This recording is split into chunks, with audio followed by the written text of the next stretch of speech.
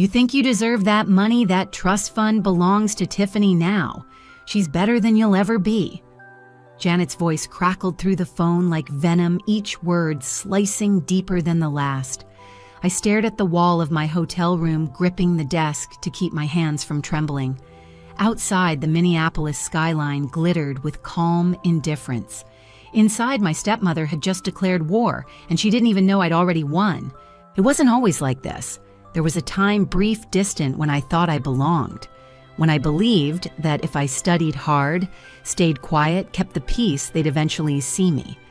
But the truth was, after my mother died, the light in our home went out, and someone else moved in to claim it. Her name was Janet Mitchell. My father married her just 2 years after we buried my mother. She brought with her a daughter, Tiffany, who was 13 at the time. I was 16, still reeling from the loss, still waking up some nights, expecting to hear Mom's voice in the kitchen, humming to herself while she poured her morning coffee. But instead, I got silence, and then I got Janet. Living with her was like breathing through gauze. Every step, every word felt like it could be held against me. She had a way of smiling with her mouth while her eyes stayed cold, of saying we're all family now while moving my mother's photo to the attic, of making sure my father only saw what she wanted him to see. My mother had built a pharmaceutical consulting business from scratch. Late nights, piles of legal pads, empty coffee mugs. She worked while I slept and smiled through exhaustion. And when she died, she left me something precious, a trust fund. Not because we were rich, but because she had been prepared. It wasn't just money, it was security. It was her saying, "If I can't be there to help you chase your dreams, this will be." Janet, however, saw it as unfair advantage. She never said the word resentment aloud, but it poured out of her in other ways. "Your mom wouldn't want you to be so selfish," she'd murmur while loading Tiffany's new wardrobe into the back of the car. "You should share. That's what families do." But we weren't a family. Not in the way that mattered. When I got into business school on scholarship, my father barely acknowledged it. When I graduated top of my class, he didn't attend the ceremony. "Tiffany has a cold," Janet had told me flatly.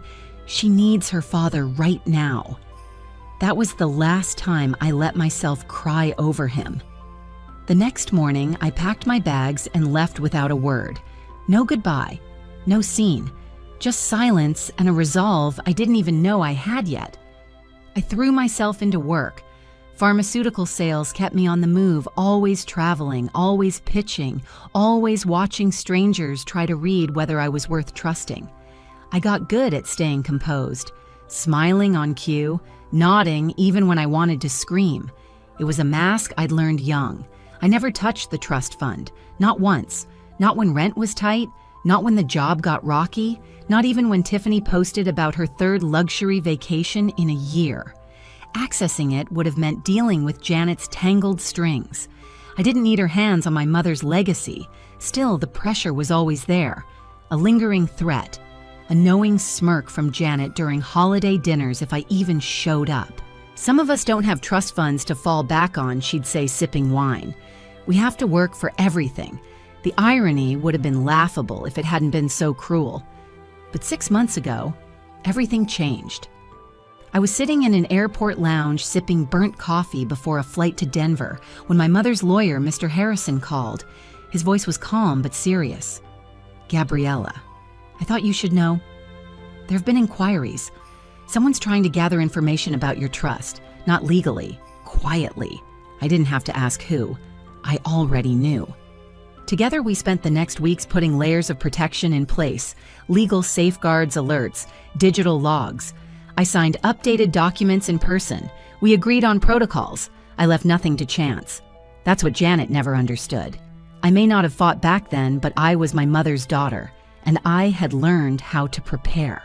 So when the call came tonight, Janet smug and gloating, telling me she'd emptied the trust to pay for Tiffany's wedding and house, I didn't flinch, because I'd already seen the move coming, and I had already placed the pieces on the board.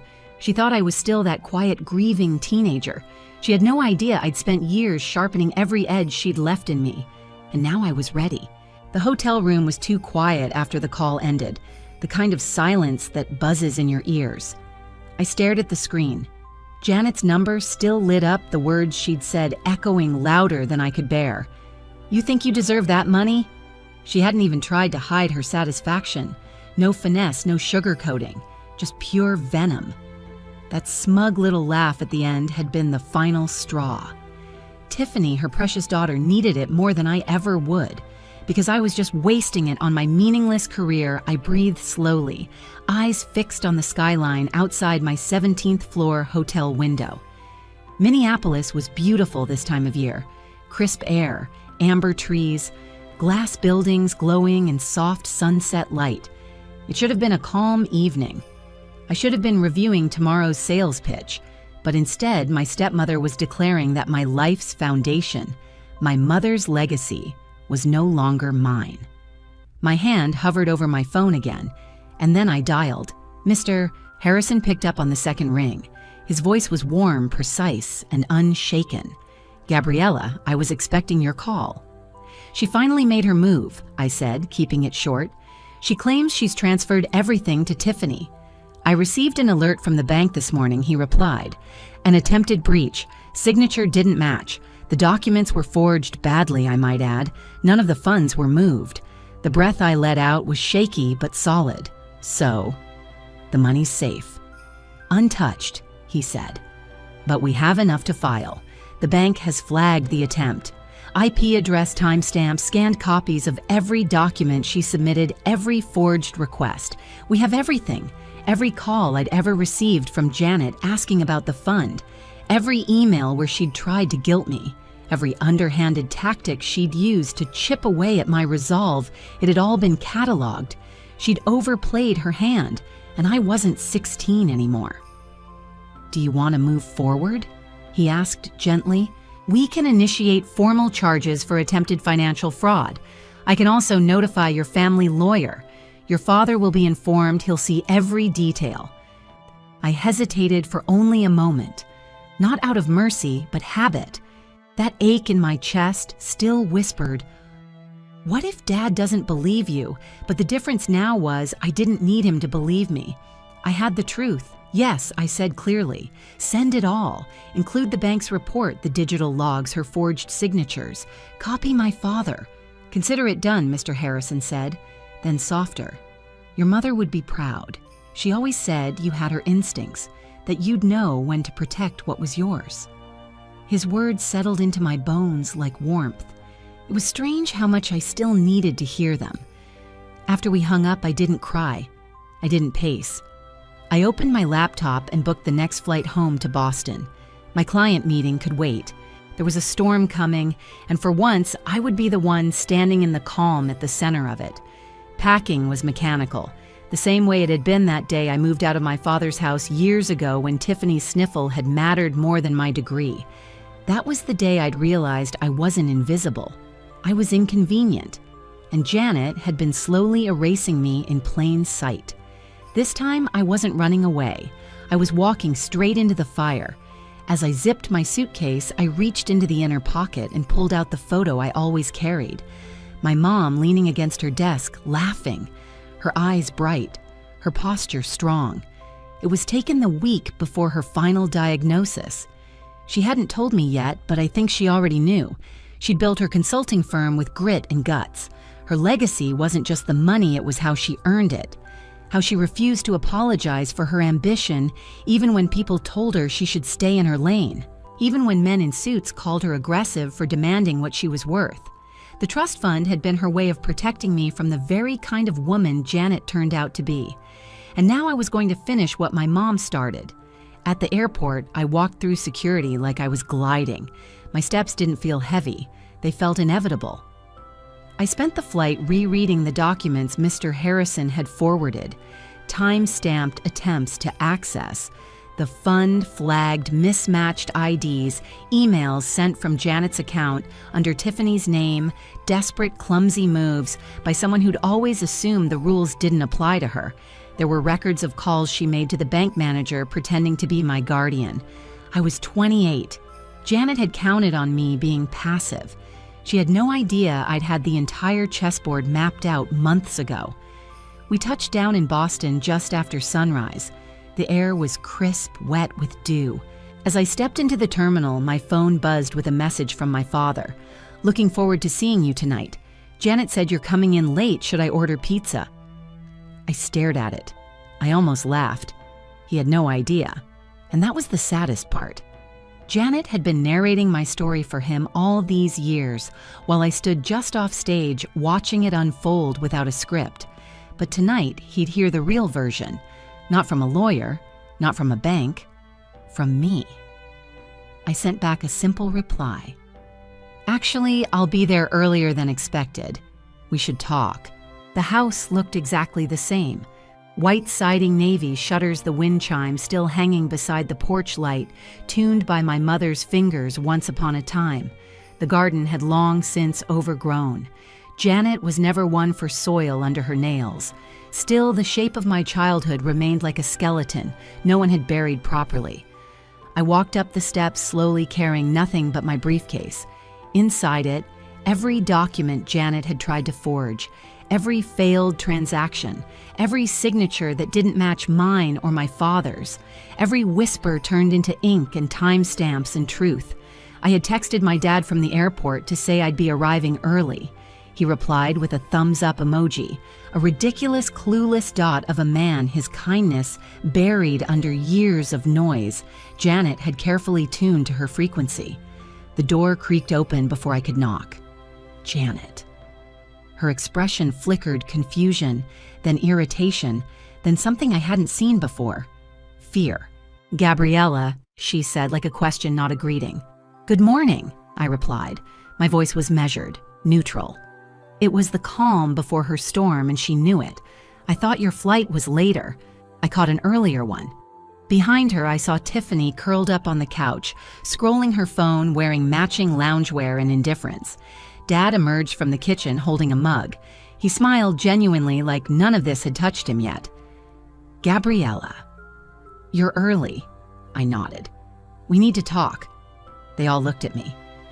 I stepped into the living room and set my briefcase on the coffee table. Janet's arms crossed instinctively. Tiffany perked up, sensing drama. I clicked the brass latches open. Janet called me yesterday. I began looking at my father, not her. She told me she'd emptied my trust fund and given everything to Tiffany. She was pretty proud of it. His brow furrowed. I pulled out the packet Mr. Harrison had prepared. Neatly tabbed, chronological, ironclad. This is everything I said, placing it gently before him. Every unauthorized access attempt, every forged document, every email and call she made pretending to be me or you. Janet's face blanched. "That's a lie." I held up a hand. No interruptions. Dad stared down at the documents. As he flipped each page, the lines in his face deepened. I was just trying to help Tiffany. Janet said, her voice brittle. "She's starting her life. Gabriella has a career. She doesn't need. You mean the legacy my mother left me I cut in sharp and cold, that she built from the ground up while you were still climbing social ladders at junior league luncheons." "Don't talk to her like that," Tiffany snapped. "You've always looked down on us. You got everything I got ignored," I said, turning to her. "I got pushed out of my own father's house while he sat in silence. I got my graduation skipped because you had a cold. That one landed." Tiffany's eyes wavered. Janet's nostrils flared, but it was my father I focused on. "Dad," I said softly, "she forged your signature, repeatedly. She lied to the bank. She's been trying to siphon money from my account for over a year, and Mr. Harrison found something else." I pulled out a smaller folder. "She's been skimming from your accounts too, small amounts, over time, dozens of transactions. You didn't notice because she kept it under the radar, but it's all here." He looked like someone had punched him. "No," he whispered. "No, she wouldn't." Janet's voice was rising now. "This is insane." "You set me up. I protected what was mine," I said. "You made your choices. Now you live with them." Dad slowly set the documents down and stood. "Janet," he said quietly, "I want you out of this house. Tonight." Her jaw dropped. "You can't be serious." "I am," he said, voice trembling. "You lied to me. You tried to steal from my daughter. You forged my name." Tiffany stood up, panicking.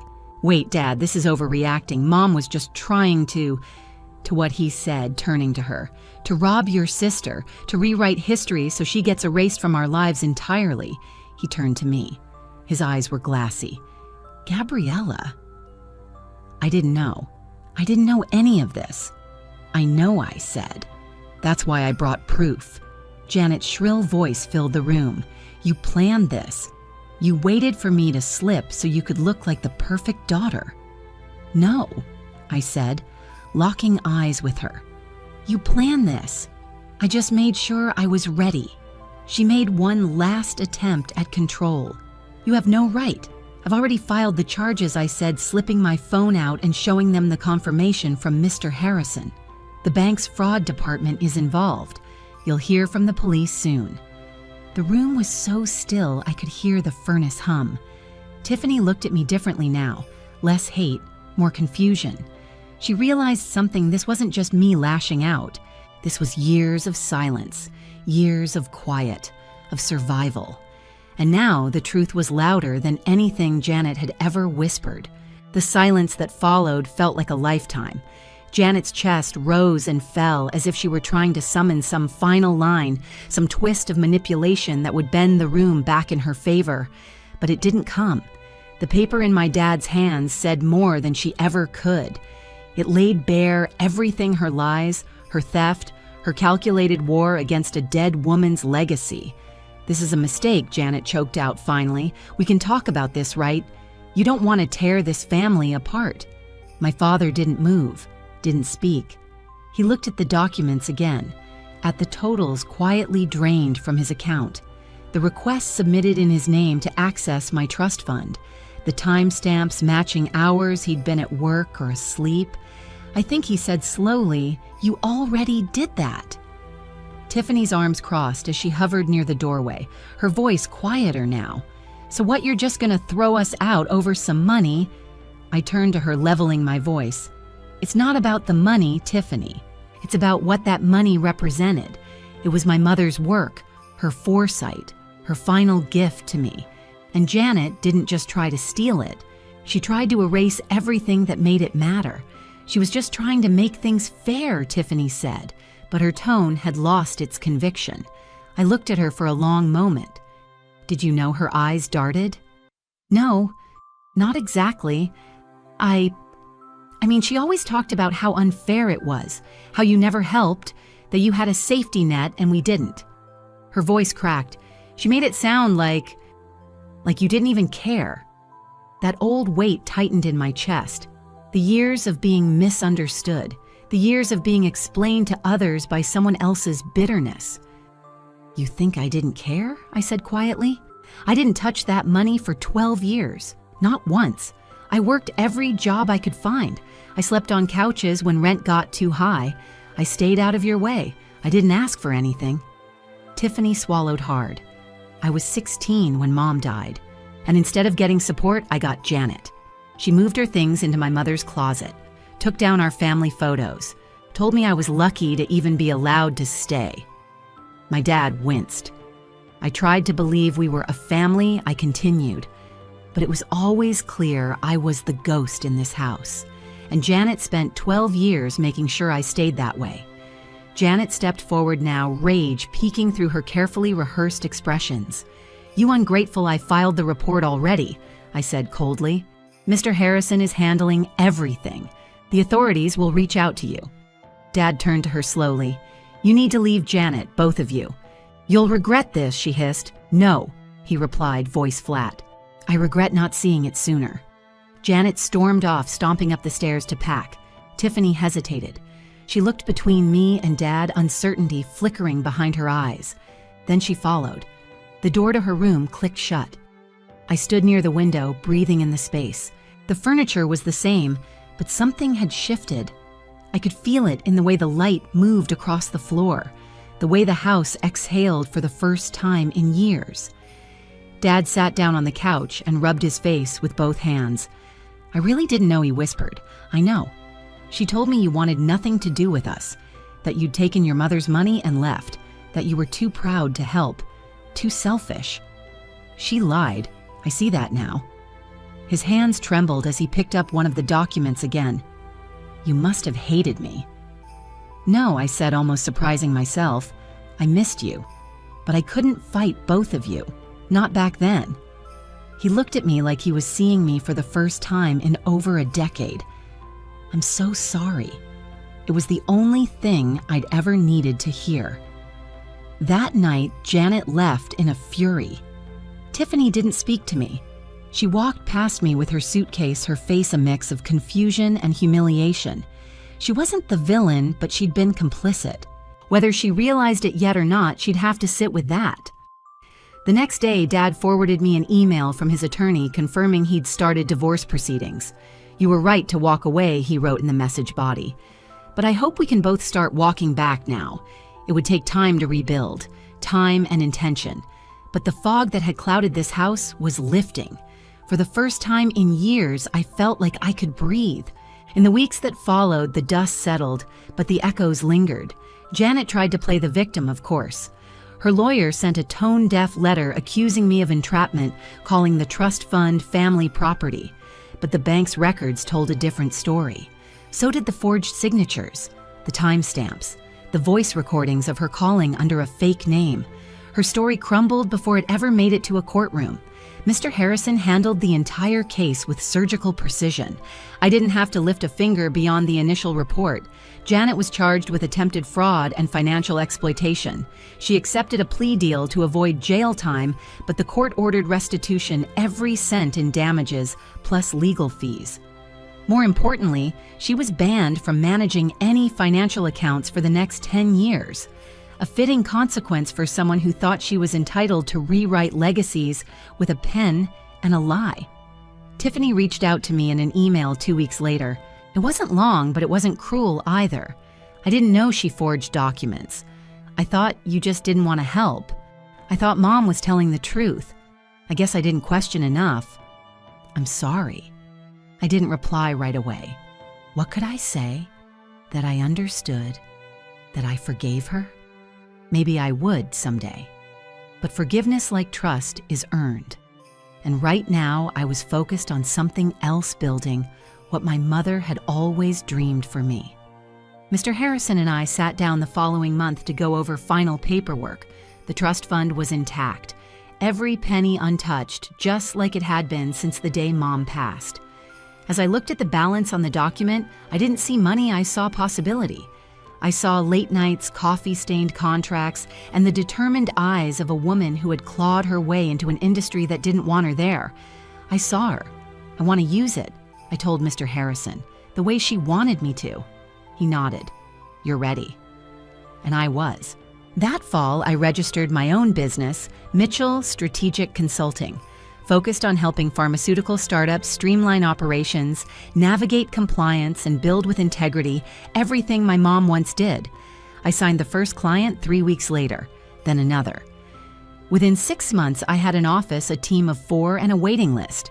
People didn't hire me because I had money, they hired me because I had scars, because I knew the grind, because I spoke like someone who'd lived in the margins, clawed out, and remembered every hand that pushed her back down.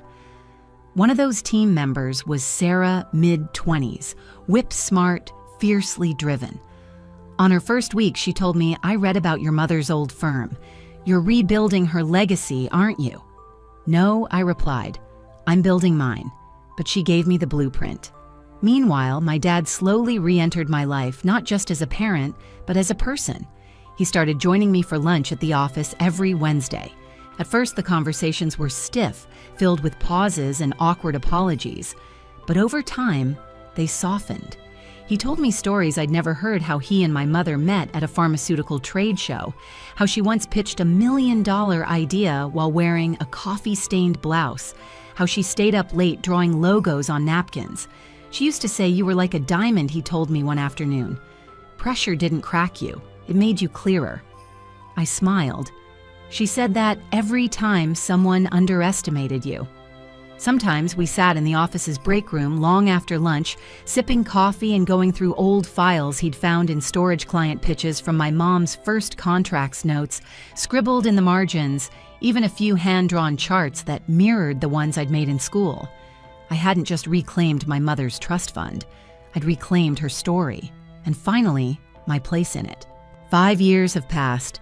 Sometimes I sit in the corner office of my consulting firm now with branches in Boston, Chicago, and Seattle, and look out the window remembering the girl who once stood paralyzed in a hotel room, listening to a stepmother declare war over the phone.